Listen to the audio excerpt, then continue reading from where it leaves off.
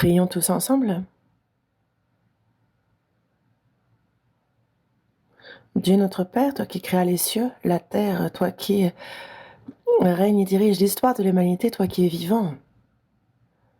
Tu es digne d'être loué, honoré, glorifié des siècles et des siècles. Dieu notre Père, c'est lorsque nous étions errants dans le péché.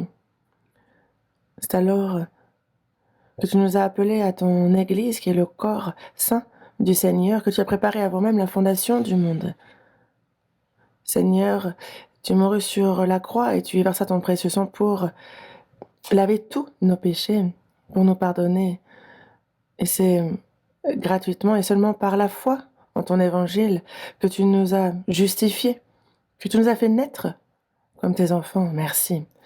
Seigneur, c'est par ton amour et dans ta grâce au sein de ton Église, qui est ton corps, que en tout temps, pour toute chose, par ta parole, tu nous enseignes et permets-nous de vivre la vie qu'il nous reste fidèle en tant que ton peuple et pour ta volonté sainte, Seigneur.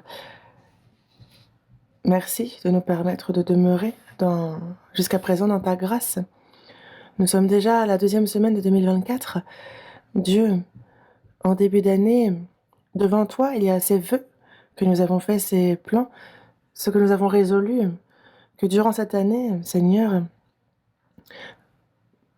parmi le temps que tu nous accordes, que nous puissions fidèlement faire notre maximum et vivre pour ta gloire, pour ta joie, et que nous ne manquons de rien pour cela. Aide-nous, protège-nous, guide-nous, c'est notre souhait.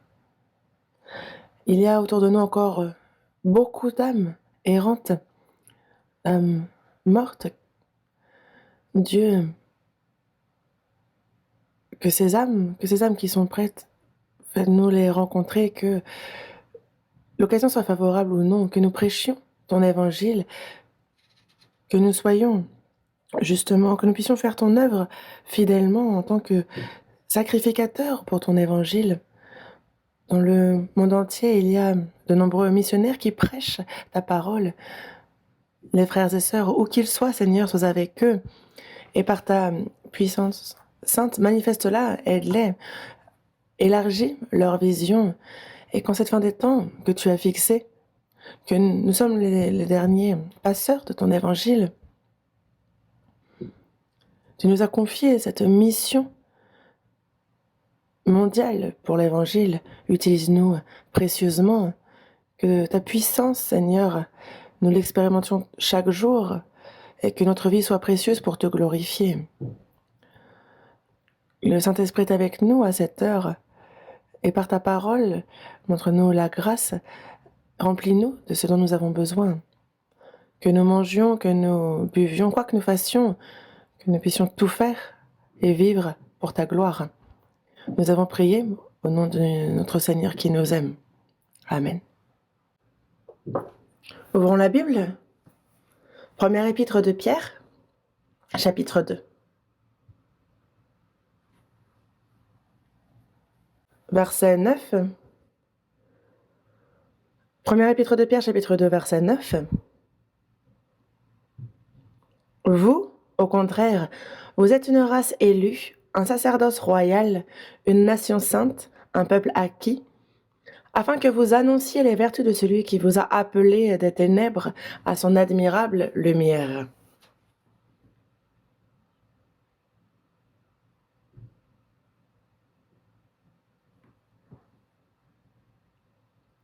Le pasteur Johan, depuis lundi dernier jusqu'à aujourd'hui, est à l'église de Guangzhou pour le séminaire biblique qu'il prêche. Donc jusqu'à aujourd'hui, il y a donc la parole qui est prêchée pour le séminaire. Et je suis donc ici pour le remplacer.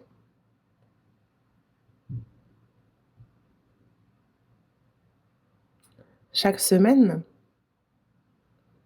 c'est une nourriture abondante, délicieuse que vous mangez. Et aujourd'hui,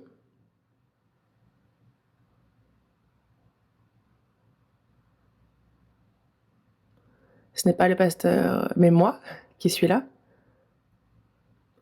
Je m'en excuse et pourquoi?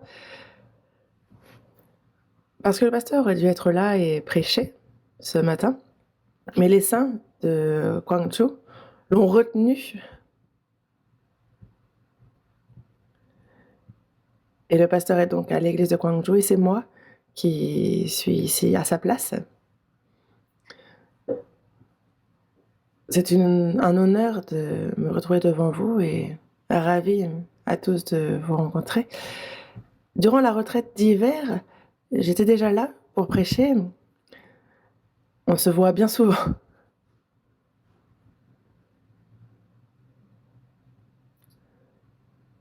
À travers la retraite d'hiver, c'est une parole de Dieu abondante que nous avons pu graver dans notre cœur, dont nous nous sommes armés.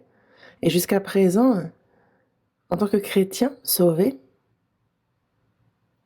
nous manifestons la bonne odeur de Christ et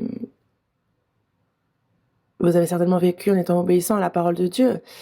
Mais il y a cette nouvelle année, 2024, avec certainement de nouvelles résolutions, une nouvelle détermination. On est déjà à la 2e semaine de cette nouvelle année. Nous sommes le 14. Et dans ce monde, on a l'habitude de dire que les meilleures résolutions ne durent que 3 jours. Est-ce que vous-même, ça n'a pas duré plus de 3 jours? Est-ce que vous n'êtes pas un cœur un peu émoussé déjà? Et pour ce qui est d'aimer le Seigneur, de le servir, dans quel état êtes-vous? Mais lorsqu'on dit que les meilleures résolutions ne durent pas plus de 3 jours, il y a une astuce pour dépasser ces 3 jours. C'est juste d'être résolu chaque jour. Donc, en ce début d'année, on s'arme de la parole de Dieu, on planifie, on prend des résolutions, mais c'est au quotidien, chaque jour, qu'il faut qu'on se dise que ce jour est le dernier que Dieu nous accorde. Si c'est avec ce cœur-là qu'on vit, alors on ne gaspillerait pas le temps que Dieu nous accorde. Pour nous chrétiens, on ne l'utiliserait pas pour des choses vaines. Nous, chaque jour, que ce soit les tentations du diable, de ce monde, dans le combat avec soi-même, chaque jour, nous pourrions être vainqueurs par la croix. Mais c'est ce que je souhaite à chacun. Aujourd'hui, on est dans la première épître de Pierre, chapitre 2, surtout le verset 9. Donc, un sacerdoce royal. On va voir le devoir, la responsabilité qui incombe à un sacrificateur royal. Dieu nous a sauvés et aussi, il nous a donné une surprenante situation. Nous sommes un sacerdoce royal. On dit un sacerdoce royal et on pense que c'est un terme un peu spécial pour les chrétiens dans la Bible, mais c'est tout à fait particulier. Le plus grand des rois dans l'Ancien Testament, donc le roi David, un homme selon le cœur de Dieu, même le Nouveau Testament décrit le roi David ainsi. C'est un grand roi. David était roi, mais pas sacrificateur. On a Samuel aussi. Samuel, c'est devant le peuple d'Israël qu'il n'avait aucun défaut. Ah, Samuel a fait ça de mal. Personne ne pouvait parler ainsi de lui. Il était vraiment un grand sacrificateur. Samuel était sacrificateur, mais n'était pas roi. Mais parmi les grands rois d'Israël, il y en a un qui était roi, mais qui voulait en plus être sacrificateur. Qui est-ce?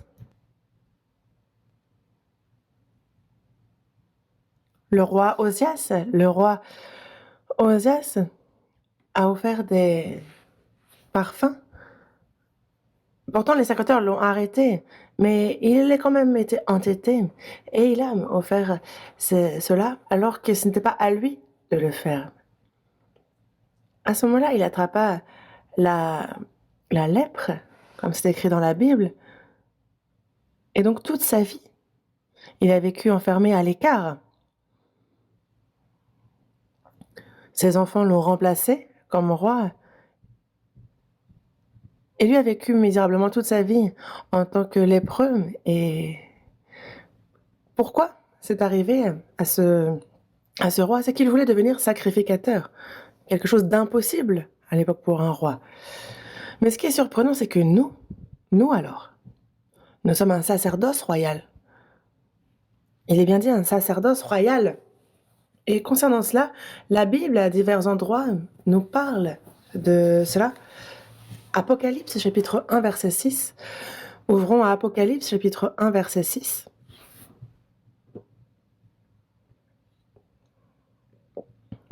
Chapitre 1, verset 6. Et qui a fait de nous un royaume, des sacrificateurs pour Dieu, son Père, à lui, soit la gloire et la puissance au siècle des siècles. Amen. Il nous a sauvés. Il a fait de nous ses enfants, l'épouse du Seigneur. Et ce n'est pas tout. Il a fait de nous des sacrificateurs, un sacerdoce royal. Nous sommes non seulement sacrificateurs, mais aussi rois. Apocalypse chapitre 20, verset 6. Apocalypse chapitre 20, verset 6.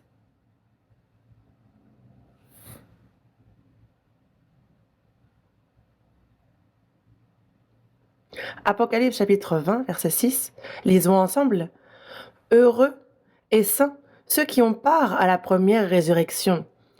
La seconde mort n'a point de pouvoir sur eux, mais ils seront sacrificateurs de Dieu et de Christ, et ils régneront avec lui pendant 1000 ans.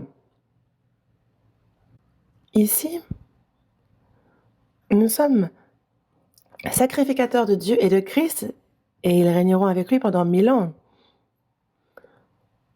Qui est roi et sacrificateur dans la Bible? Jésus.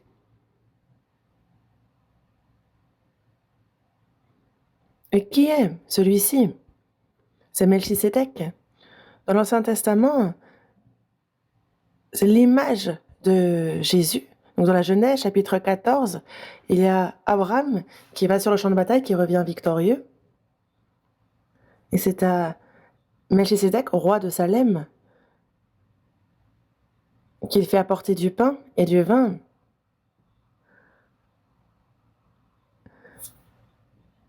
Et donc Abraham a donné la dîme de tout ce qu'il avait à Melchisédek. Mais qui est Melchisédek, en l'occurrence? C'est l'image de Jésus. Et c'est pour ça que dans Hébreux, chapitre 7, qui est sacrificateur et roi? C'est Jésus. Mais voyons dans Hébreux, chapitre 7, verset 1.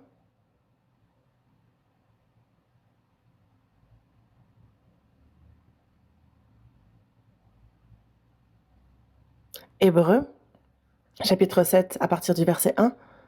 En effet, ce Melchisédek, roi de Salem, sacrificateur du Dieu très haut, qui alla au-devant d'Abraham lorsqu'il revenait de la défaite des rois, qui le bénit, et à qui Abraham donna la dîme de tout, qui est d'abord roi de justice, d'après la signification de son nom, ensuite roi de Salem, c'est-à-dire roi de paix, qui est sans père, sans mère, sans généalogie, qui n'a ni commencement de jour ni fin de vie, mais qui est rendu semblable au Fils de Dieu.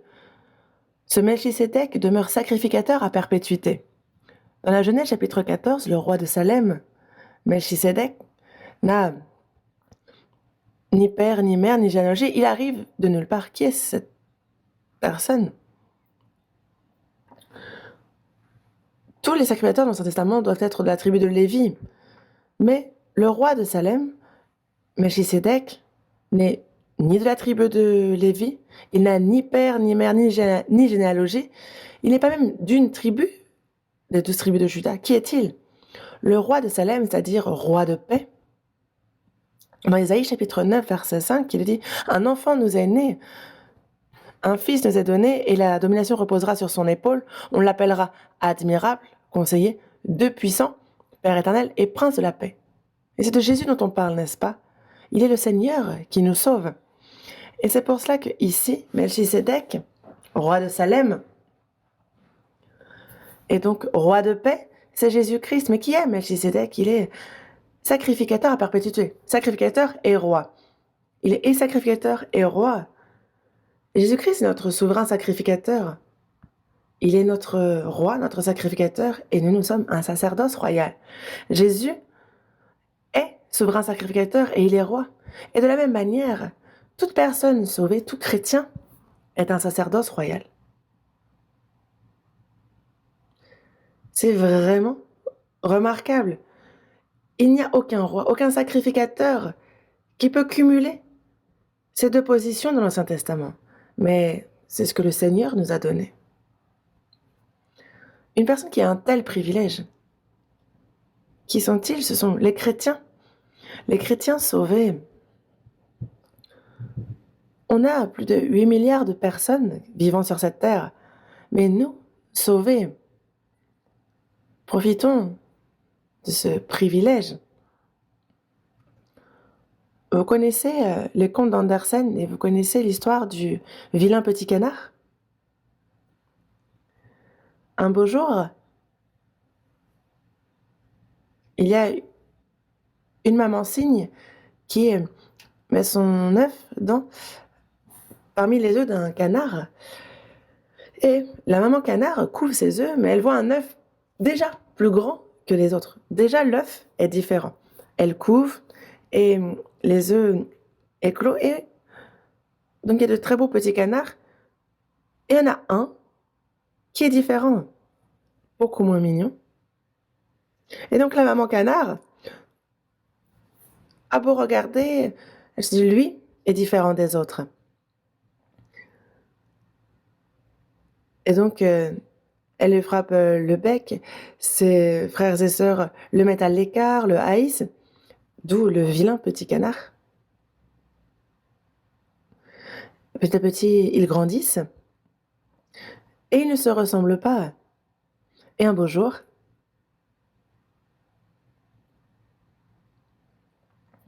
ils s'envolent magnifiquement. Ce n'était pas un canard, mais un cygne.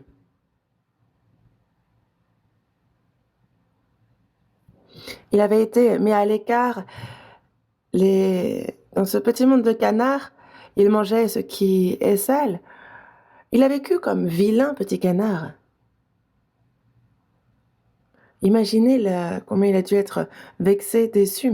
Et nous, de notre vivant sur cette terre, nous parmi les hommes, nous qui sommes chrétiens sauvés, nous sommes comme ce vilain petit canard, on peut être traités de la même manière. Mais nous, il ne faut pas justement je pensais qu'on allait être réduit à ça. Nous sommes comme ce canard qui n'en était pas un, mais qui était un cygne. Nous-mêmes, nous sommes sacrificateurs des rois, un sacerdoce royal. Nous sommes et rois et sacrificateurs, nous avons ces deux positions. Et c'est un statut très louable. Mais si l'on a ces deux positions, il nous faut vivre, n'est-ce pas, en accord avec ce statut. Je vous parlais de ce privilège que d'être un sacerdoce royal. C'est un privilège. Quel est ce privilège? C'est qu'il y a des droits que même ceux de ce monde ne peuvent pas s'imaginer. Et pourquoi profitons-nous de ce privilège? C'est que nous sommes une race élue. Si on retourne au verset principal, premier épître de Pierre, chapitre 2, verset 9. Chapitre 2, verset 9. Vous, au contraire, vous êtes une race élue. Une race élue. Nous, à travers l'Évangile, nous avons été appelés. Et c'est par la foi que nous avons reçu la vie éternelle. Et nous sommes devenus le peuple de Dieu qui peut entrer dans le royaume des cieux. Parmi ces 8 milliards de personnes qui vivent sur cette terre, c'est comme une gigantesque plage pleine de sable. Mais nous sommes ces remarquables petits grains. Imaginez le nombre que représentent les sauvés parmi les 8 milliards de personnes qui vivent sur cette terre. Efforcez-vous d'entrer par la porte étroite, car, je vous le dis, beaucoup chercheront à entrer et ne le pourront pas. Parmi les nombreuses personnes de ce monde, ceux qui vivent avec l'espérance d'entrer dans le royaume du ciel sont bien moins nombreux que ceux qui n'ont pas cette espérance. Nous sommes le petit troupeau. Le Seigneur connaît toutes ces choses. Mais parmi ce grand nombre de personnes, nous sommes une race élue. Et évidemment que ce n'est pas à titre individuel que nous avons été élus, prédestinés. Ce n'est pas ce que je dis. Dieu, avant même la création de ce monde, avait préparé son partenaire en amour, l'épouse du Seigneur, son peuple qui partagera l'éternité au ciel. C'est ce peuple-là qu'il s'est préparé. Éphésiens chapitre 1. Éphésiens chapitre 1.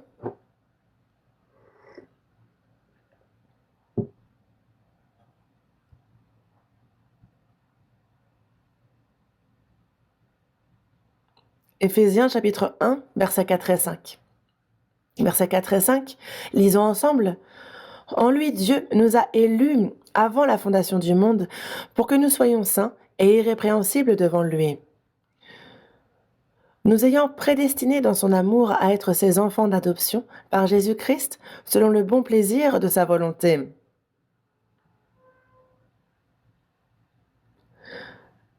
En lui, Dieu nous a élus. Donc ce n'est pas moi, personnellement, qui, avant même ma naissance, Dieu avait prévu, m'avait élu, prédestiné. Moi? Non. Il y a l'Église, le corps saint, l'épouse du Seigneur, son peuple éternel. C'est ce peuple-là qu'il a préparé, élu, prédestiné. En 2024, on a de nombreuses universités dans le pays et déjà, le nombre d'élèves est prévu. Et simplement, moi, je fais partie de ces élèves. Le peuple qui entre dans le royaume des cieux, l'Église est déjà élu, prédestiné. Mais ce sont ceux qui, par la foi, sont sauvés, qui vont faire partie de ce peuple. Et le royaume des cieux appartient aux violents. Et voilà, nous sommes ces violents qui, quand on reçoit le salut, on sent que, avant la fondation du monde, il nous avait élus.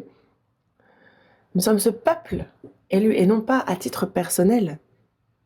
Et c'est pour ça que nous, de pouvoir vivre éternellement dans le royaume des cieux, nous sommes son peuple et c'est un privilège pour nous. Gardez la page à la première épître de Pierre. Première épître de Pierre, chapitre 2, verset 9.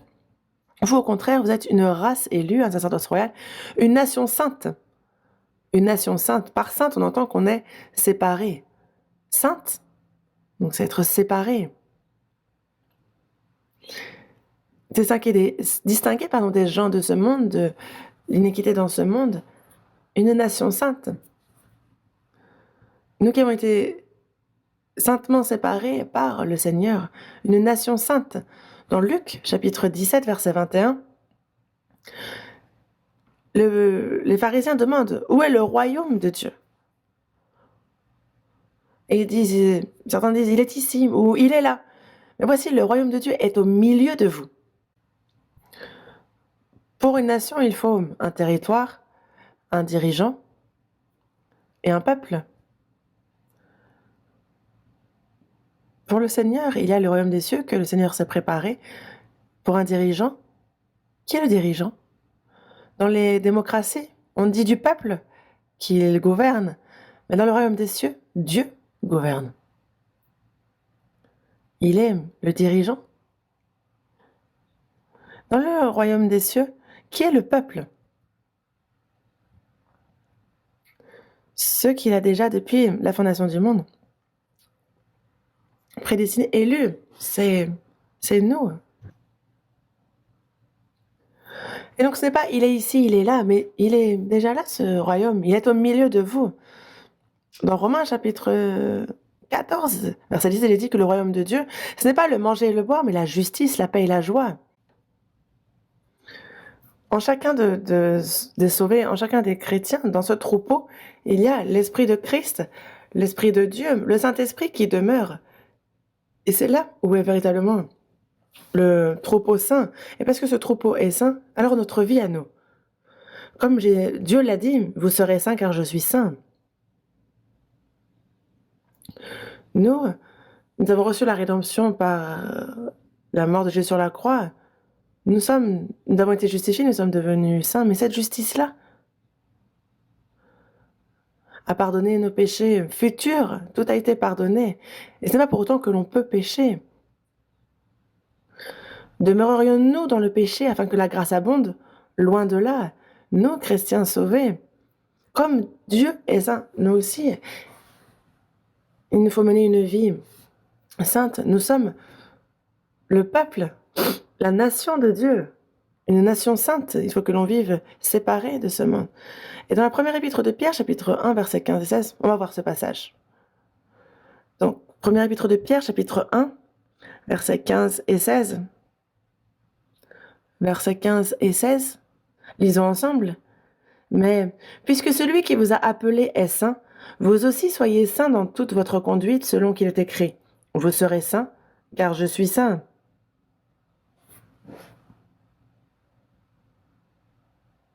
Dieu est saint. S'il nous a sauvés, ce n'est pas pour que nous demeurions dans le péché, mais ce que Dieu veut, c'est votre sanctification. Dans la première épître aux Thessaloniciens, chapitre 4, verset 3, il nous le dit. La première des choses, la première volonté de Dieu, c'est que tous soient sauvés. Et il veut qu'ensuite que le chrétien sauvé, il veut que nous soyons saints comme il est saint. Ce que Dieu veut, c'est votre sanctification. Nous sommes une nation sainte. Et c'est pour cela que nous avons des privilèges. Et dans la première épître de Pierre, chapitre 2, verset 9, il nous est ensuite dit que nous sommes un peuple acquis. Chapitre 2, verset 9, une nation sainte, un peuple acquis. Un peuple acquis. Nous sommes un peuple acquis. Nous sommes à Dieu. Pourquoi? À cause du péché, nous devions être punis éternellement en enfer. Nous le méritions, mais Dieu nous a rachetés au prix de son sang. Il nous a rachetés au prix de son sang. Et c'est pour ça que nous sommes un peuple acquis. Nous lui appartenons. Dans la première épître aux Corinthiens, chapitre 6, versets 19 et 20, il est dit « Ne savez-vous pas que votre corps est le temple du Saint-Esprit qui est en vous et que vous avez reçu de Dieu et que vous ne vous appartenez point à vous-même, car vous avez été rachetés à un grand prix. Glorifiez donc Dieu dans votre corps et dans votre esprit qui appartiennent à Dieu. » C'est dans la première épître aux Corinthiens, chapitre 6, versets 19 à 20. Il est dit que on a été racheté à un grand prix. À quel prix? Jésus a versé son sang sur la croix. Et c'est à ce prix-là que nous avons été rachetés. Dans Actes, chapitre 20, verset 28, il nous est dit « Prenez donc garde à vous-même et à tout le troupeau sur lequel le Saint-Esprit vous a établi, évêque, pour paître l'Église du Seigneur qu'il s'est acquise par son propre sang. » C'est l'Église de Dieu qu'il s'est acquise par son propre sang. Sur cette terre, il y a le royaume de Dieu, le peuple acquis, le peuple de Dieu. Les chrétiens sauvés qui vivent dans ce monde ont été rachetés par le sang de Dieu. Il s'est fait un corps, il est venu sur terre, et le Seigneur est mort. Il a versé son sang, et c'est au prix de ce sang, par ce grand amour qu'il a manifesté sur la croix, que tout homme peut devenir enfant de Dieu. Donc il s'est acquise cette Église par son propre sang. Nous avons été rachetés à un grand prix. Et parce qu'il nous a rachetés à un grand prix désormais, moi, je ne m'appartiens plus à moi-même. Et on le relit beaucoup dans la Bible. Dans Romains chapitre 1, verset 6, vous aussi vous avez été appelés par Jésus-Christ. Vous êtes à Jésus-Christ. Dans Romains chapitre 14, versets 7 et 8 aussi. En effet, nul de nous ne vit pour lui-même et nul ne meurt pour lui-même. Car si nous vivons pour le Seigneur, et si nous mourrons pour le Seigneur. Soit donc que nous vivions, soit que nous mourions, nous sommes au Seigneur. Les chrétiens sauvés, donc leur corps ne leur appartient plus. Cela appartient au Seigneur, il l'a racheté au prix de son sang. Mais si cela m'appartient, alors je peux l'utiliser comme bon me semble. Mais parce que mon corps est au Seigneur, si le Seigneur veut l'utiliser, que doit-on faire? Seigneur, utilise-le ce corps. Seigneur, utilise-le. Jésus, lorsqu'il entre à Jérusalem, à dos d'âne, il a fallu trouver cet âne. Il envoie ses disciples et dit, il y aura un âne attaché. Déliez-le, prenez. Et si on vous demande pourquoi, dites, le Seigneur va l'utiliser. Il y avait vraiment un âne. Il le détache et ses maîtres leur dirent, pourquoi détachez-vous l'ânon? Et ils répondirent, le Seigneur en a besoin. Et le maître les a laissés partir. Jésus, cet ado d'Anon qui est entré à Jérusalem, quand il nous montre comment il viendra en roi des rois. Et il y a de nombreux enfants, de nombreuses personnes qui l'ont reçu criant Hosanna. Le Seigneur revient, il revient en roi des rois. Il régnera sur cette terre durant 1000 ans. Il est Seigneur des seigneurs et roi des rois. Et là, il est à la droite de Dieu et il intercède pour nous. Il est souverain sacrificateur. Jésus est souverain sacrificateur et roi en même temps. Mais ce qui est surprenant, c'est que ce statut du Seigneur, il nous l'a accordé à nous aussi. Avant que nous ne soyons sauvés, nous n'avions rien à faire, nous étions sans Dieu. Mais Jésus était fils unique de Dieu. Mais Jésus est mort sur la croix et par sa résurrection, par cet amour sur la croix, à tous ceux qui l'ont entendu, qui ont cru, à tous ces chrétiens, tous sont devenus fils de Dieu, enfants de Dieu. Et Jésus est devenu l'aîné. Et nous sommes deuxième, troisième et tous les petits frères. Jésus est notre grand frère, l'aîné.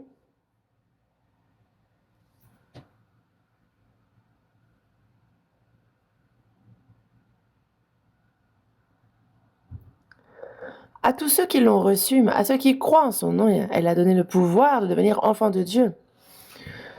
C'est un pouvoir que Dieu nous donne de devenir enfants de Dieu. Nous avons ce privilège. Et donc, nous ne nous appartenons pas à nous-mêmes. Tout ce qui appartient est à Dieu. Et il nous faut vivre avec cette pensée-là. Alors seulement, nous pourrons vivre en tant que roi, en tant que sacrificateur, en offrant un sacrifice vivant et agréable à Dieu. On a des privilèges. Mais on a cette position, et de quel privilège bénéficions-nous? C'est que nous pouvons directement avancer vers Dieu. Le souverain sacrificateur, les sacrificateurs prenaient le sang et se présentaient devant l'Éternel pour le peuple. Mais Jésus est venu, il a versé son sang sur la croix, il y est mort. Et il y a le voile qui séparait le saint du lieu très saint qui s'est fendu du haut vers le bas. Et désormais, nous n'avons plus besoin des descendants du souverain sacrificateur qui était à Aaron. Désormais, c'est direct que nous avons accès à Dieu. Et tous, donc désormais, on peut se rendre directement à Dieu. Et c'est par la foi. Et donc on a ce privilège-là. Les non-sauvés, ils auront beau prier. Dieu ne les écoute pas. Dans Ésaïe chapitre 59, versets 1 et 2, il dit non, la main de l'Éternel n'est pas trop courte pour sauver, ni son oreille trop dure pour entendre. Mais ce sont vos crimes qui mettent une séparation entre vous et votre Dieu. Il n'écoute pas. La prière du pécheur, c'est lorsqu'il dit: «Je suis pécheur, je souhaite être sauvé, sauvez-moi». Cette prière de repentance-là, oui. Mais pour les chrétiens sauvés alors? Nous pouvons avancer directement devant le trône de sa gloire et nous le prions directement. Seuls les chrétiens sauvés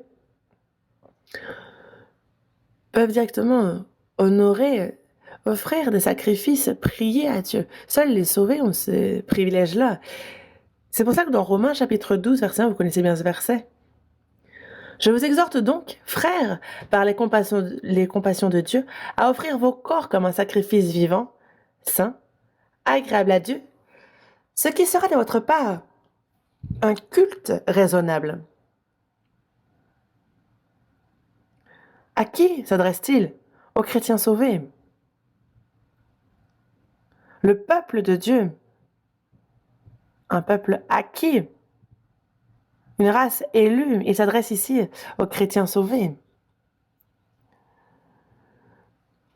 Offrez vos corps comme un sacrifice vivant, saint, agréable à Dieu, ce qui sera de votre part un culte raisonnable.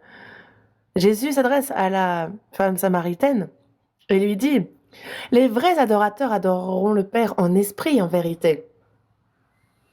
À la Pentecôte commence l'œuvre de l'Église et les chrétiens qui vivent sur cette terre.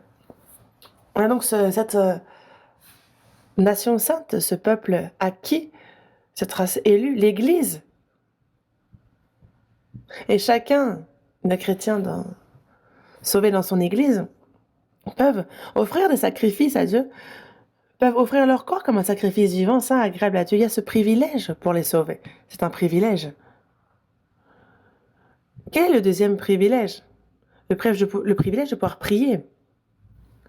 Dieu n'écoute pas la prière du pécheur, mais il écoute la prière de ses enfants qui sont sauvés. En tant que père, il écoute. Hébreux, chapitre 4, verset 6. Hébreux, chapitre 4, verset 6. Ah, chapitre 4, verset 16.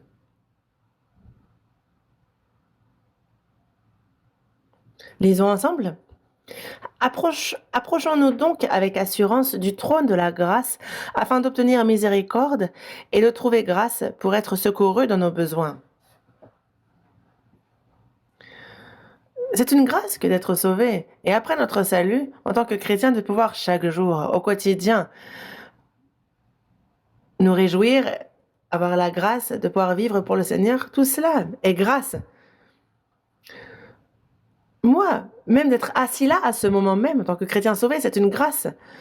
Cette nouvelle année 2024, de pouvoir la vivre pour le Seigneur, d'avoir cette occasion, ce temps, la santé, c'est aussi une grâce. Grâce sur grâce.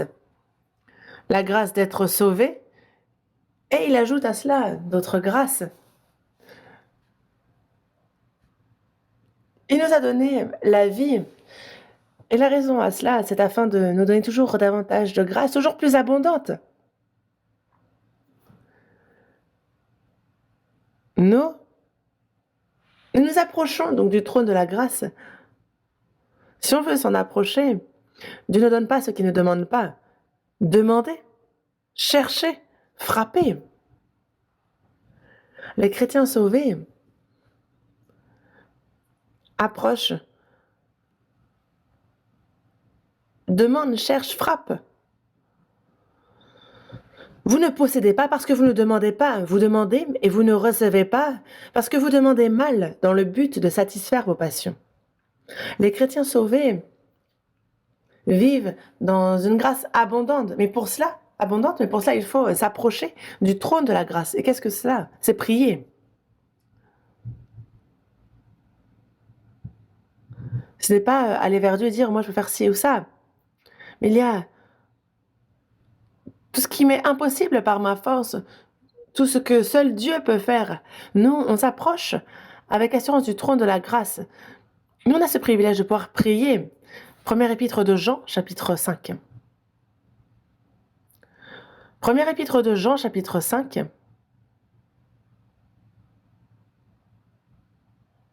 Versets 14 et 15. Première épître de Jean, chapitre 5, versets 14 et 15. Lisons ensemble.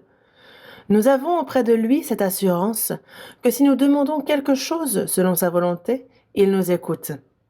Et si nous savons qu'il nous écoute, quelque chose que nous demandions, nous savons que nous possédons la chose que nous lui avons demandée. Ici, tout ce que... quelque chose que nous demandions, que ce ne soit pas pour une vaine gloire ou pour mon profit, pour mes bienfaits personnels. Non. À ces choses-là, Dieu ne répond pas et ne pas répondre est une réponse aussi. Jean chapitre 14. Jean chapitre 14. On a ce privilège de pouvoir prier Dieu. Jean chapitre 14. Versets 13 et 14. Jean chapitre 14, versets 13 et 14, lisons ensemble. Et tout ce que vous demanderez en mon nom, je le ferai, afin que le Père soit glorifié dans le Fils. Si vous demandez quelque chose en mon nom, je le ferai.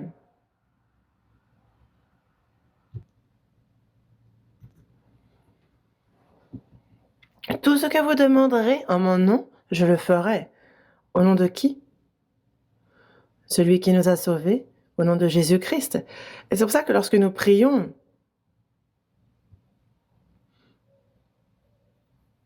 nous prions au nom du Seigneur Jésus-Christ, celui qui nous a sauvés. Nous prions revêtus de la force de ce nom. Alors, on a Dieu le Tout-Puissant, le Père, qui fait ce que nous demandons.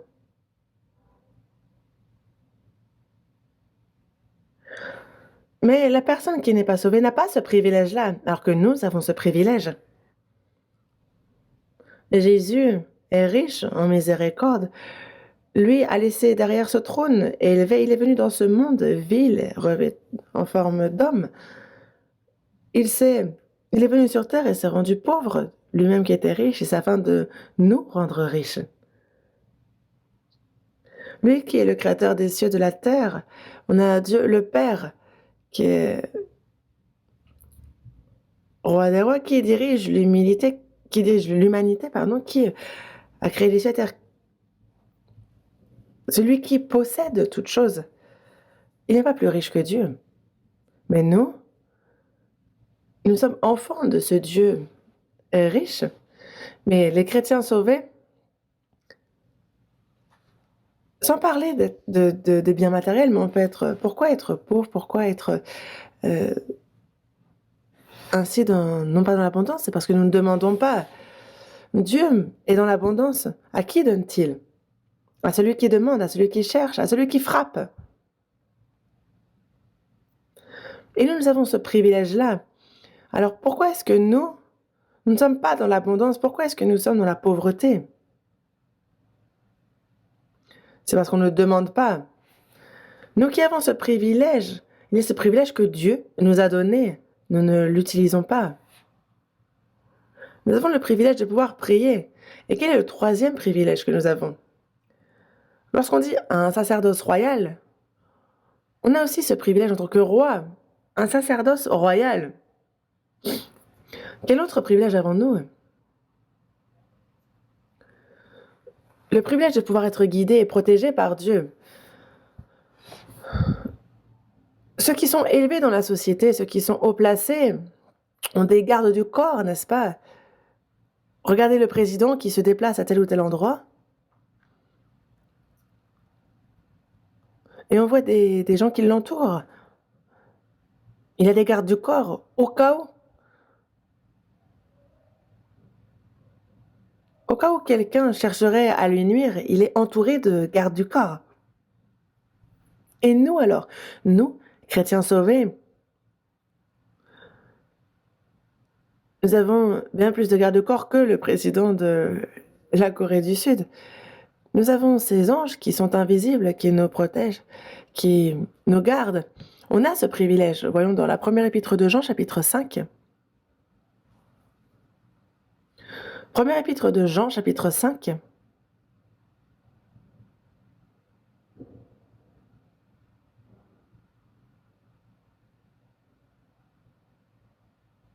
Premier épître de Jean, chapitre 5, verset 18.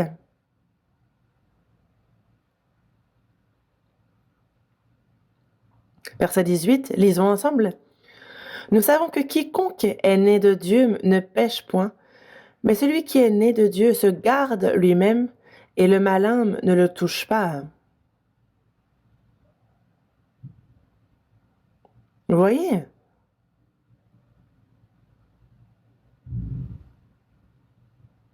Même dans la situation la plus critique, Dieu nous garde.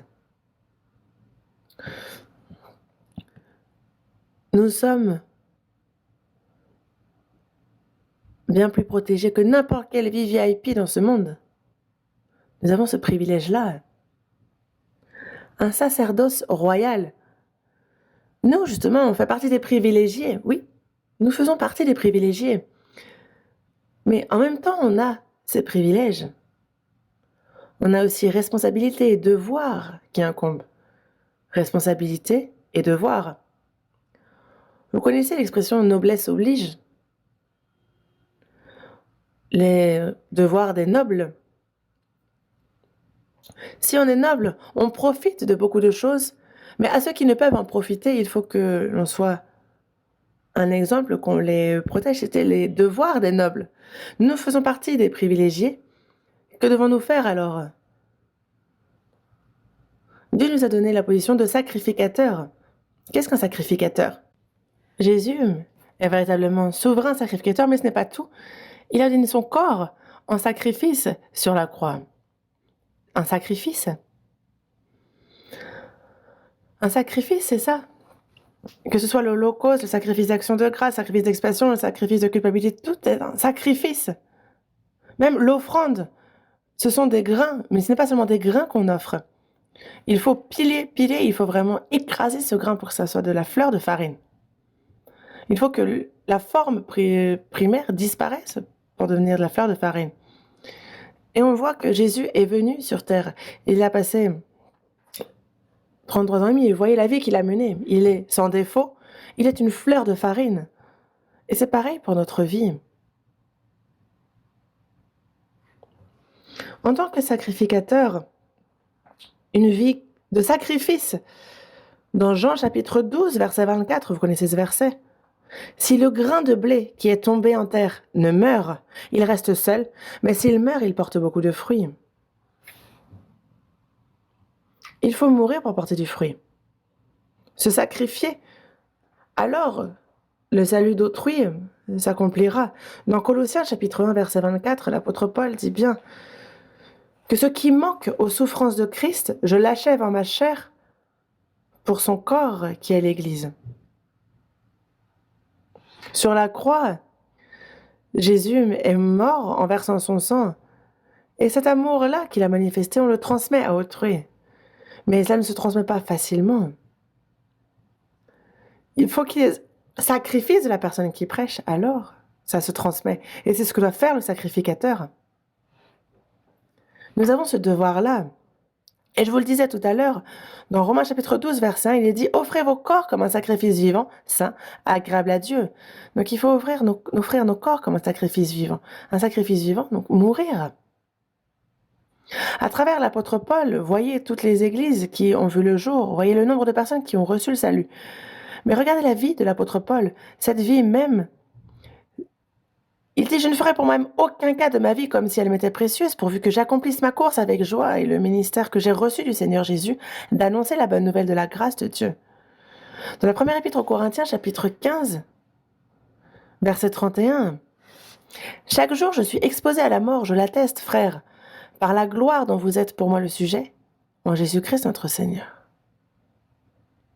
Chaque jour je suis exposé à la mort. Et le Seigneur le dit aussi, celui qui ne prend pas sa croix et ne me suit pas n'est pas digne de moi.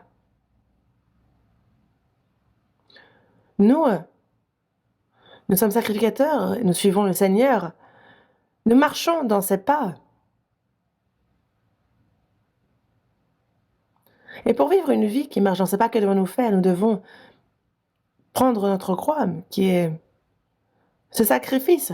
Celui qui ne veut pas se sacrifier ne va pas pouvoir voir Dieu travailler à travers lui. Car c'est à travers la croix que le Seigneur Jésus a pardonné tous les péchés. C'est à travers ce sacrifice sur la croix que nous avons reçu le salut. Et désormais, cet évangile, pour qu'il soit prêché aux autres, nous, il faut qu'on offre notre corps comme un sacrifice vivant, saint, agréable à Dieu. Qu'on l'offre en sacrifice. Mais ce qui est surprenant, c'est que c'est agréable à Dieu. Je vous en parlais déjà un peu la fois précédente, mais à travers les divers sacrifices dans l'Ancien Testament, il y a ceux qui sont d'une agréable odeur à Dieu, ceux qui le réjouissent, ceux qui l'acceptent avec joie. Et ça, justement, c'est l'Holocauste. Dans Lévitique, chapitre 1, on nous parle de cet Holocauste, mais que ce soit les sacrifices d'expiation, sacrifices de culpabilité, donc des sacrifices dus au péché de l'homme, et donc c'est à cause de cela, ça, ce sont des sacrifices que Dieu n'aime pas. Jésus, chargé du péché du monde entier, il est mort sur la croix. Il est devenu un sacrifice d'expiation, sacrifice de culpabilité. Et à ce moment-là, Dieu l'a renié. Eli, Eli, lama sabachthani. C'est-à-dire, mon Dieu, pourquoi m'as-tu abandonné? Dieu l'a abandonné. Il était sacrifice d'expiation, sacrifice de culpabilité. Il est mort sur la croix et Dieu l'a abandonné. Sur le mont, dans le jardin de Gethsémani, il demande, mon Père, s'il est possible que cette coupe s'éloigne de moi. Toutefois, non pas ce que je veux, mais ce que tu veux. L'Holocauste, sacrifice d'action de grâce, sacrifice d'expiation, sacrifice de culpabilité, cela comprenait tout ça. Mais afin de faire la volonté du Père, il faut qu'il meure sur la croix. Donc c'est d'abord la volonté de toi, Père. Je suis descendu du ciel pour faire, non pas ma volonté, mais la volonté de celui qui m'a envoyé, la volonté du Père. Dans Éphésiens, on a, chapitre 5, on nous parle de l'Holocauste. Devenez donc les imitateurs de Dieu comme des enfants bien-aimés et marchez dans la charité, à l'exemple de Christ qui nous a aimés et qui s'est livré lui-même à Dieu pour nous comme une offrande et un sacrifice de bonne odeur. Il a dit, mon Père, s'il est possible que cette coupe s'éloigne de moi, toutefois non pas ce que je veux, mais ce que tu veux. Ta volonté, Père, ce que tu veux, à 100%. Il a vécu pour que ce soit la volonté de Dieu qui se fasse à 100%. Et il s'est offert en holocauste. Et c'est ce qui a été agréable à Dieu. Il en faut qu'il en soit de même pour notre propre vie. Et moi, il faut que je m'offre, que je me sacrifie comme un sacrifice vivant pour Dieu. Alors ça lui est agréable. C'est pour ça que dans Romains chapitre 12, verset 1, il est dit « Offrez vos corps comme un sacrifice vivant, saint, agréable à Dieu ». Que devons-nous faire pour offrir un sacrifice vivant, saint, agréable à Dieu? Il faut qu'il soit saint, donc qu'il soit sans défaut. Quand on regarde l'Holocauste, dans Lévitique chapitre 1, pour l'offrande, pour l'Holocauste, il faut que ce soit du gros bétail, que ce soit un mâle sans défaut. Un mâle sans défaut. Nous, chrétiens sauvés, désormais, durant le reste de notre vie, c'est un dévouement entier. C'est un sacrifice vivant, saint, agréable à Dieu, mais que lui offrir? Un mâle sans défaut, la meilleure des choses, sans défaut, ce qu'il y a de mieux. Qu'y a-t-il alors? Et quand on a offert ce sacrifice, donc c'est tout. On coupe, on dépouille l'holocauste, on coupe par morceaux. Les morceaux, la tête, la graisse qu'on met sur le bois, sur le feu. Après, on lave avec les entrailles, les jambes avec de l'eau et on brûle le tout sur l'autel. C'est le tout. Dieu nous a rachetés au prix de son sang. Et notre vie sur cette terre, il ne nous demande pas de choses partielles dans notre vie.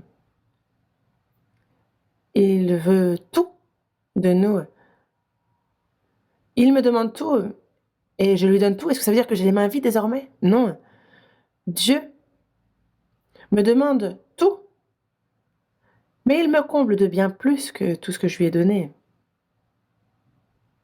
Dans peu de temps, le Seigneur revient. Et quand nous tiendrons devant le Seigneur, Moi, je lui aurais offert un sacrifice vivant, saint, agréable. Oui ou non? Si ce n'est pas le cas, si je ne lui ai donné que peu, et si je n'ai fait que faire semblant, alors quand nous tiendrons devant le Seigneur, il y aura un compte-rendu précis qui sera rendu. C'est donc un sacrifice vivant, sans défaut. Mais quand on lit Malachie, on peut voir que eux, ils ont offert des bêtes aveugles, ils ont offert des bêtes infirmes, boiteuses. Et ça, c'est mal. Ce n'est pas tout et ce n'est pas sans défaut. Mais justement, ils ont quitté Dieu, il leur dit de revenir. Mais comment est-ce qu'il dit revenir? Dieu dit bien. Ce n'est pas écoute bien la parole, ce n'est pas prie beaucoup. Ce n'est pas ce qu'il a dit. Lorsqu'il dit revenez à moi, qu'est-ce qu'il demande? Il demande toutes les dîmes. Pourquoi? Nous vivons sur cette terre. Il y a une chose que l'on utilise très très bien, c'est l'argent. Mais celui qui est radin, si la personne n'est pas libérée de l'emprise de l'argent, et que la personne dit oui, je donnerai mon corps à Dieu, je le donnerai comme sacrifice vivant, saint et agréable à Dieu. Mais c'est bien que je gagne à travers le corps que Dieu m'a accordé. Une personne qui ne donne pas ces petites choses, comment est-ce qu'elle pourrait donner sa propre vie pour le Seigneur?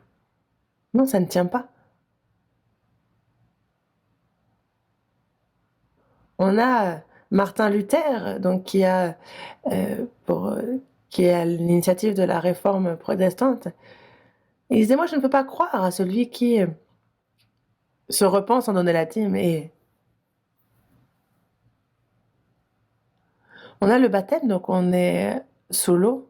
Et il dit que non seulement le corps doit être baptisé, mais le porte-monnaie aussi doit être baptisé. C'est surprenant, mais Dieu me donne ce corps et ce que je peux gagner à travers ce corps. Et tout cela est au Seigneur. Et il veut toutes les dîmes. Ce n'est pas seulement un dixième qui est à Dieu. Même les 9/10 qui restent sont à Dieu aussi. Tout est à Dieu. Et ce que le Seigneur veut, c'est toutes les dîmes.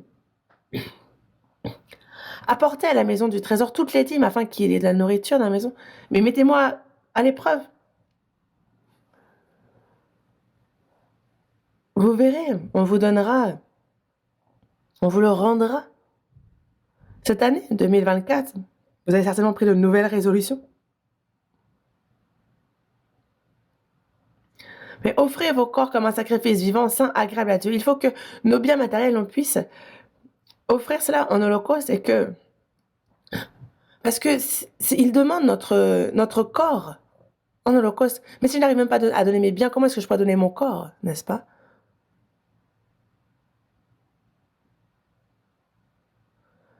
Les saints de l'église de Macédoine, il y avait à Jérusalem une grande famine, et afin de les aider, ils ont rassemblé des fonds. Mais là, on est en Macédoine, c'est la Grèce, c'est l'Europe. Les saints de Macédoine reçoivent le salut et ils envoient des soutiens à Jérusalem et ils ont donné au-delà même de leurs moyens. Seconde épître aux Corinthiens, chapitre 8.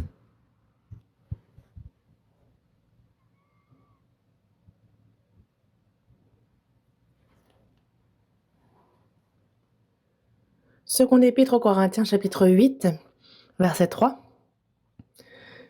Ils ont, je l'atteste, donné volontairement selon leurs moyens et même au-delà de leurs moyens.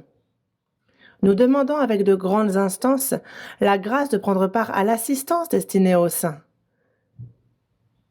Et non seulement ils ont contribué comme nous l'espérions, mais ils se sont d'abord donnés eux-mêmes au Seigneur, puis à nous par la volonté de Dieu. Oui, Dieu, ma vie, mon corps, tu l'as racheté au prix de ton sang. C'est donc à toi, ça t'appartient. Mais Et aussi c'est bien, c'est toutes petites choses que je gagne à travers ce corps que tu m'as donné. Est-ce que ça, on ne pourrait pas le donner? Les saints de Macédoine étaient extrêmement pauvres, vraiment. Mais malgré leur extrême pauvreté, ils ont donné au-delà de leurs moyens.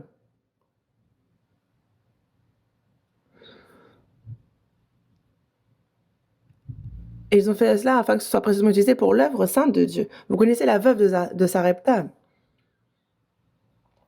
Le prophète Élie va chez la veuve de Sarepta, qui est pauvre.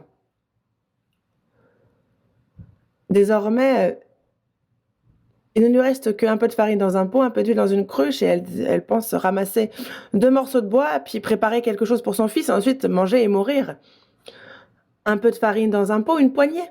Un peu d'huile dans une cruche, il ne reste que ça. Une poignée de farine dans un pot, un peu d'huile dans une cruche. Je ramasse 2 morceaux de bois, je rentre, je prépare cela pour moi et mon fils, nous mangeons, après quoi nous mourrons. Pourquoi? Parce qu'il n'y aura plus à manger. Mais Élie lui dit,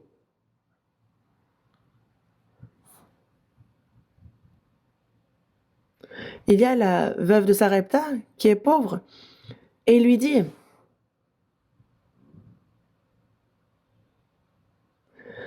prépare-moi d'abord avec cela un petit gâteau, et tu me l'apporteras, et tu feras ensuite pour toi et pour ton fils.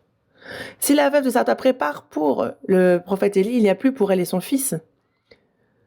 Mais il y a le prophète de Dieu qui arrive et qui veut lui prendre ce qu'elle a.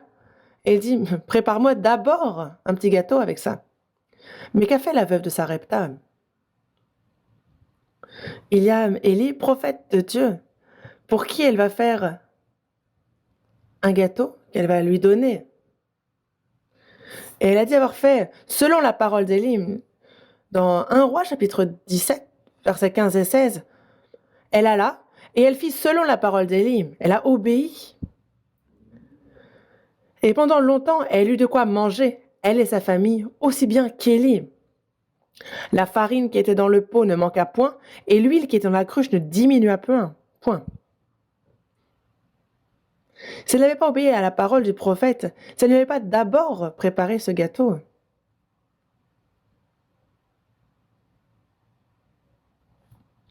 il y avait donc cette poignée de farine dans un pot, ce peu d'huile qui lui restait dans une cruche. Elle aurait fait de quoi manger pour elle et son fils, et il serait mort. Mais finalement, il y a l'huile et la farine qui n'ont pas diminué, et c'est Dieu qui a fait ainsi. Dieu, encore maintenant, comme pour la veuve de Sarepta, il attend de telles personnes. Donnez, et il vous sera donné, on versera dans votre sein une bonne mesure, serrée, secouée et qui déborde. Ça, c'est une parole, une promesse de Dieu. Il y a beaucoup de passages comme ceci dans la Bible.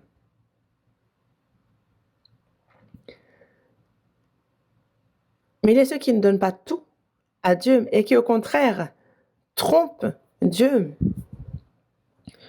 Dans Actes chapitre 5, on a Ananias et Saphira. Tout le monde vend son champ et donne l'argent aux apôtres. Il y a Jérusalem qui est encerclée. Désormais, c'est la fin. Et donc, ils se mettent d'accord. Ils se réunissent chaque jour au temple, ils prient ensemble, louent le Seigneur. Et chaque jour, le Seigneur ajoute à son Église ceux qui étaient sauvés.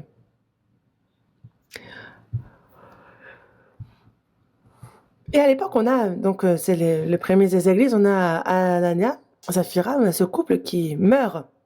On leur demande, est-ce à un tel prix que vous avez vendu le champ? Il dit, oui, c'est à ce prix-là. Anania ment en premier et meurt. Et donc, il y a les jeunes qui viennent le prendre et l'enterrent. Et sa femme réapparaît. Et on lui demande, est-ce à un tel prix que vous avez vendu le champ? Oui, c'est à ce prix-là. Et donc ils se sont mis d'accord et ils ont menti ensemble. Donc au même instant, elle tombe aux pieds de l'apôtre et les jeunes gens encore entrent, la trouvent morte, ils l'emportent et l'ensevelissent avec son mari. On a un jeune homme riche aussi qui se présente à Jésus et qui lui dit: «J'ai observé toute la loi depuis que je suis jeune, que me manque-t-il?» Jésus lui dit: «Si tu veux être parfait, va, vends ce que tu possèdes, donne-le aux pauvres et tu auras un trésor dans le ciel.» Mais ce jeune homme riche, lui, il entend ces paroles et il s'en va tout triste, car il avait de grands biens. On ne l'entend pas, on ne peut pas lire qu'il a écouté la parole et qu'il a été sauvé. Il est dit qu'il est plus facile à un chameau de passer par le trou d'une aiguille qu'à un riche d'entrer dans le royaume de Dieu. Qui est sauvé? Qui sauve? C'est Dieu. C'est impossible aux hommes, mais c'est possible à Dieu. Il nous l'a dit. Ce jeune homme riche, il n'a il n'a pas donné, il ne s'est pas donné intégralement. Évidemment, il n'était pas sauvé, c'était avant Mélial. On voit ceux qui ne sont pas sauvés faire des choses, il faut que nous sauver, nous fassions bien plus. Pour l'Holocauste, on coupe tout en morceaux et c'est tout que l'on brûle sur l'autel. Tout est donné à Dieu. Tout est brûlé. Qu'est-ce que ça signifie brûler? C'est la souffrance, c'est le sacrifice. Et ça devient une odeur agréable à Dieu. Dieu souhaite tout, tout de ma vie. Tout lui appartient. À l'avenir, nous ne pouvons savoir combien il nous reste à vivre, mais le temps qu'il me reste, je le vivrai pour toi, Seigneur. C'est avec un tel cœur qu'il nous faut vivre.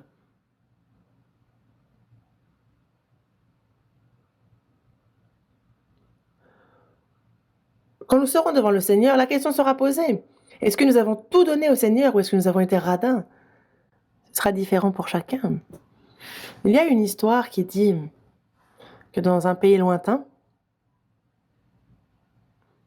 vivaient 3 frères. Leur père leur donne en héritage les choses suivantes. À l'aîné, une longue vue qui permet de voir même le plus loin possible. Au cadet, un tapis volant magique qui lui permet d'aller où il veut, même si c'est très loin. Et au benjamin, une pomme que si on la mange, on peut guérir de toutes les maladies, n'importe quelle maladie. Et un beau jour, on a l'aîné qui, à travers sa longue vue, regarde et voit une pancarte qui dit: «La princesse est malade, une maladie mortelle. Le roi, pour sauver sa fille, va donner à la personne qui pourrait la guérir. À cette personne, donc il va marier sa fille et lui donner tout ce qu'il possède.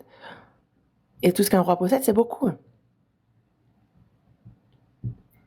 Donc il en parle à ses 2 petits frères et dit: «Oh, voyez, il y a cette pancarte. Allons dans ce royaume. Mais comment allons-nous y aller? On a le tapis magique, le tapis volant. Et nous, on a cette pomme qui permet de guérir toute maladie. Allons.» Donc ils sont allés dans ce royaume avec le tapis volant. Et le benjamin donne cette pomme qui permet de guérir n'importe quelle maladie à la princesse. La princesse en mange et retrouve la santé. Et comme cela avait été promis, le roi doit désormais prendre l'un d'eux comme beau-fils et lui donner le royaume. Et les 3 rêvaient d'être le mari de la princesse. Qui est devenu beau-fils du roi et a hérité de tout le royaume? C'est le benjamin. L'aîné et le cadet ont demandé au roi: «Mais pourquoi pas nous? Pourquoi pas moi?» Et le roi s'est basé sur quoi? Il dit à l'aîné: «Toi, tu as toujours ta longue vue. Cette longue vue que tu as héritée de ton père, tu l'as toujours. Et au cadet, il lui dit: «Et toi? Tu as ton tapis volant, ton tapis magique?» Mais le benjamin, lui, cet héritage qu'il a reçu de son père, cette pomme, notre fille, la princesse, l'a mangée, il ne l'a plus. Il a tout donné. Le benjamin a donné tout son héritage. Et nous, d'une certaine manière, quand nous tiendrons devant le Seigneur, à quel point est-ce que j'ai donné tout ce que j'ai? À quel point j'ai sacrifié tout cela pour le Seigneur? L'Holocauste doit tout brûler, toutes les parties. Et alors ça devient une odeur agréable, un parfum de bonne odeur pour Dieu. Et c'est ça justement cet holocauste. Mais l'holocauste, c'est quoi? C'est un sacrifice. Romains chapitre 8, verset 17. Romains chapitre 8, verset 17.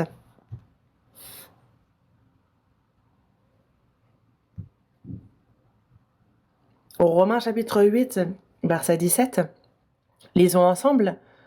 Or, si nous sommes enfants, nous sommes aussi héritiers, héritiers de Dieu et co-héritiers de Christ, si toutefois nous souffrons avec lui, afin d'être glorifiés avec lui.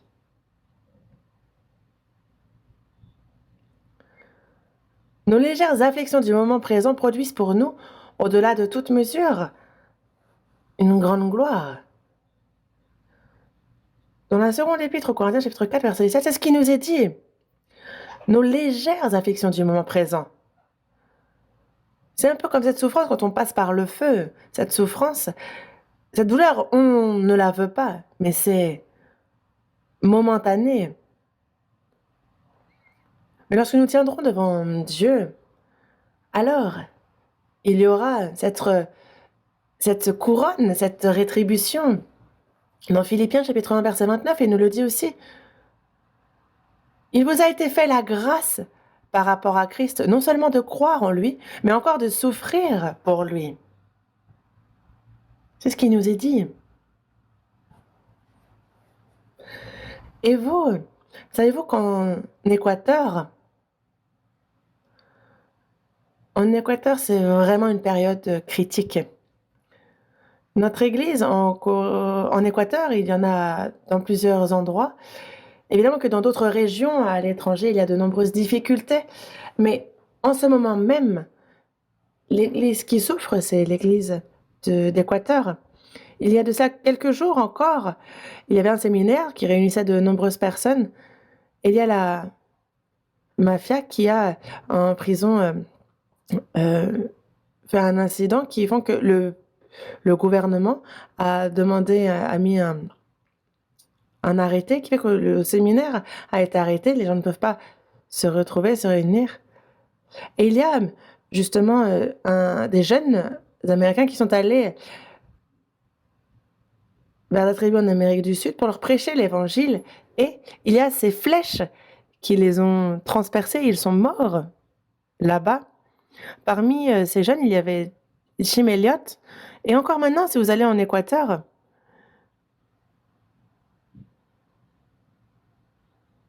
vous avez encore justement les traces de cet avion qui est arrivé là où il avait atterri. Et il y a encore là où il avait été envoyé, cette maison est toujours là. Mais lui, il est mort à un jeune âge alors qu'il était... il pouvait être professeur à l'université de Chicago.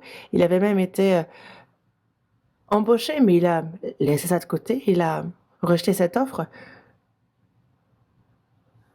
Car il disait, moi, si je vis, c'est pour ceux qui ne connaissent pas cet évangile. Je vais aller en Équateur leur prêcher.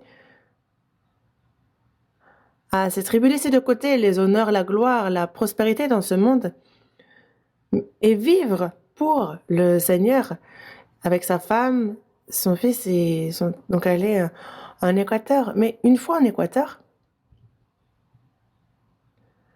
on a justement les tribus qui le tuent.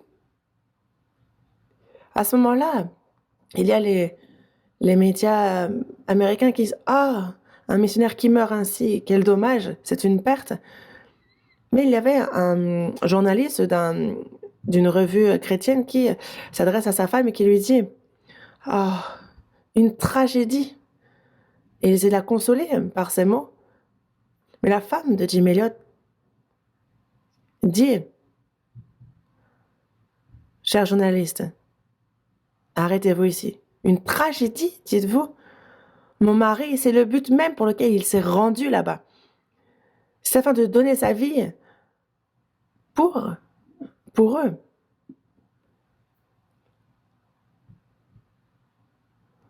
Et c'est ce qu'elle répond à ce journaliste.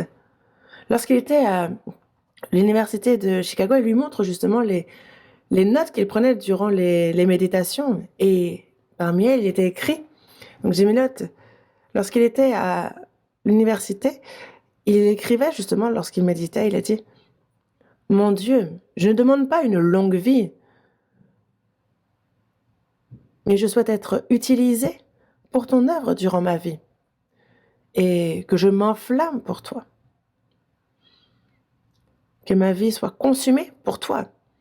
Il était jeune, il est mort jeune, mais il a donné sa vie pour Dieu. Et encore jusqu'à maintenant, durant 2000 ans d'histoire de la chrétienté, il y a plus de 70 millions de martyrs qui marquent cette histoire. Quand on prêche cet évangile, c'est un pécheur qui était destiné, voué à l'enfer et qui passe dans le royaume de la lumière. Comment croiront-ils en celui dont ils n'ont pas entendu parler? Et comment en entendront-ils parler s'il n'y a personne qui prêche? On ne peut pas ne pas parler de ce qu'on a vu et entendu. On prêche. On prêche cet évangile. Et de nombreuses personnes sont mortes alors qu'elles prêchaient.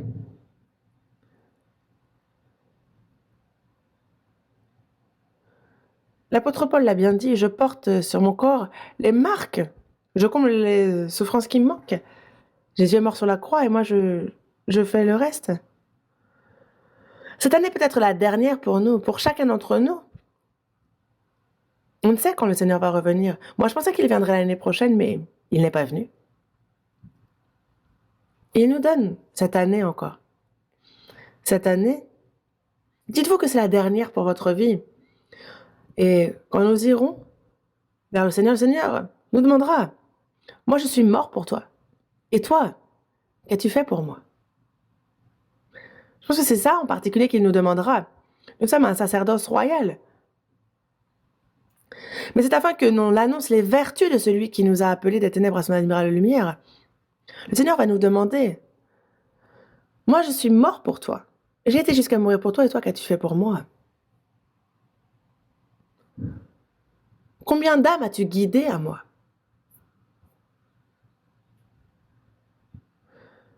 Il y a une telle et un tel qui m'a évangélisé, mais moi, est-ce que j'ai fait le relais? Est-ce que j'ai pu passer le bâton au suivant? Tel frère, telle sœur s'est sacrifié pour mon salut, mais moi, pour qui me suis-je sacrifié? Pour le salut de qui? Il nous demandera. Et on ne peut pas ne rien avoir, on ne peut pas n'avoir rien à répondre. Dans la première épître aux Thessaloniciens, chapitre 2, verset 19, il est dit: qui est, en effet, notre espérance ou notre joie ou notre couronne de gloire? C'est ce que l'apôtre Paul dit.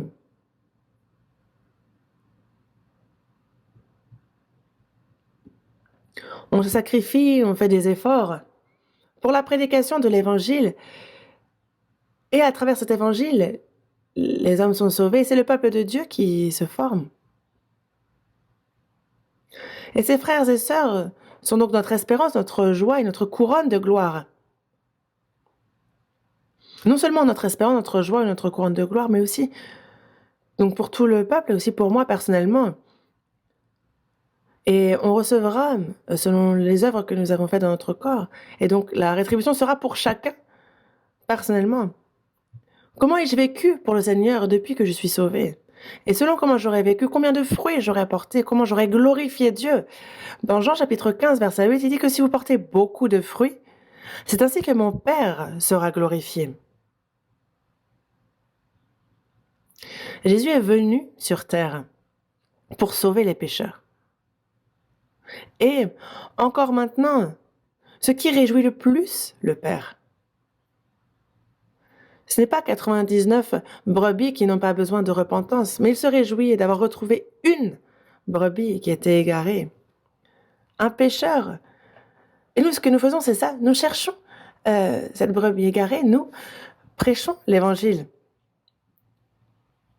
Allez par tout le monde et prêchez la bonne nouvelle à toute la création. C'est notre plus grande mission sur cette terre. Vous êtes un sacerdoce royal. Et c'est afin que vous annonciez les vertus de celui qui vous a appelé des ténèbres à son admirable lumière. Vous tous qui êtes devant cette parole, on a cette année 2024, vous avez bien fait durant 2023, mais si chacun quitte une âme devant le Seigneur pour son salut, cette personne est affermie dans la communion de son Église. Alors, que pensez-vous de faire ainsi? Ne vous dites pas beaucoup, rien que déjà une personne. Ne serait-ce qu'une personne. Évangéliser cette personne, qu'elle soit établie dans la parole. Si chacun fait ainsi en 2024, alors, si vous êtes 5000 à l'église centrale, je ne sais pas si on aura l'occasion jusqu'à la fin d'année prochaine, mais quand on aura l'année des cantiques, alors vous serez 10 000. Et pourquoi vous faites cette expression-là? C'est difficile ce que je demande? Qu'est-ce qui est difficile pour une personne d'évangéliser une autre personne? Priez et voyez. Cette année,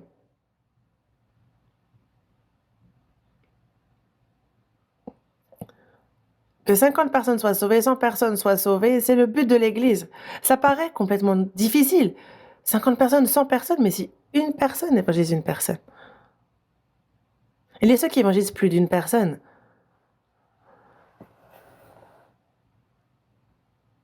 Aidez, plutôt que d'essayer d'en faire beaucoup, aidez les autres aussi à évangéliser. Mais au moins une personne par personne. Est-ce qu'on fait comme ça? Essayons, moi. Pour que lorsque nous nous tiendrons devant le Seigneur, nous puissions être complimentés d'être un bon et fidèle serviteur. Que chacun d'entre nous puisse être justement glorifié. Prions. De notre Père, toi qui es vivant et qui abonde en miséricorde, nous qui vivions dans le péché, tu as versé ton sang sur la croix, Seigneur, et tu as ainsi lavé tous nos péchés, tu en as payé le prix, et c'est par ce sang que tu nous as sauvés, merci. Désormais,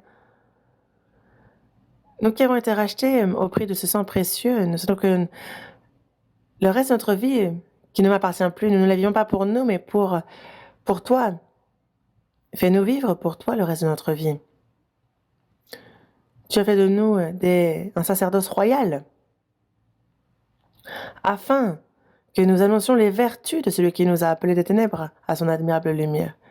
Que chacun d'entre nous, qu'à travers chacun, cette année, absolument, une personne puisse retourner à toi, Seigneur, à travers nous. Que chacun puisse être précisément utilisé. Et que ces fruits abondent, que ce soit ta joie, ta gloire, et que chacun de nous te glorifie ainsi. Et pour cela, il y a l'Église que tu avais prédestinée, mais élue déjà avant la fondation du monde. Élargis notre vision, agrandis ton Église. Nous avons prié au nom de notre Seigneur Jésus qui nous aime. Amen.